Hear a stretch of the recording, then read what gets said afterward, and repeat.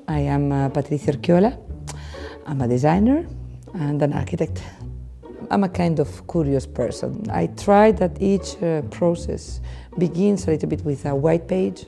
We move in the studio for really different projects, and that I think makes us keep really experimental.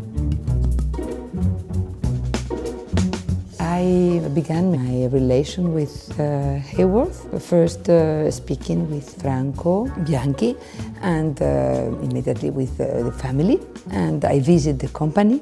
That for me is very, very important to understand how are the relations, for what we could add, we could cross, a kind of crossover of ideas. Neocon this year for me is just a first approach. Part of the work we did in America, but partially we did it here. The process was a lot of questions and conversations around the evolution of the space where we work and where we live in some way, because the 9 to 5 doesn't exist, we know, anymore. People are giving themselves in a much more interactive relation. Then I think we have to give instruments to live in different ways at those different times. And we were doing those kind of little poof that they have a back.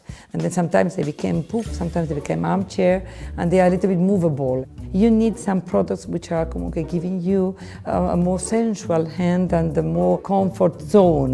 This concept of comfort in relation with other products is the practicity of them, or they are very essential.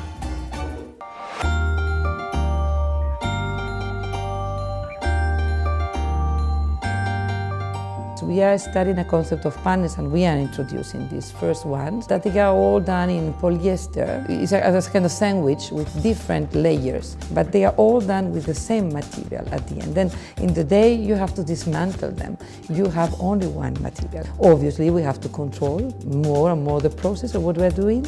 We have to be more concerned that what we put on the market is going to be there and is going to have a life, because if not we are in a sea of problems. I think our way of producing tools is changing, obviously, but it's going to change more and more.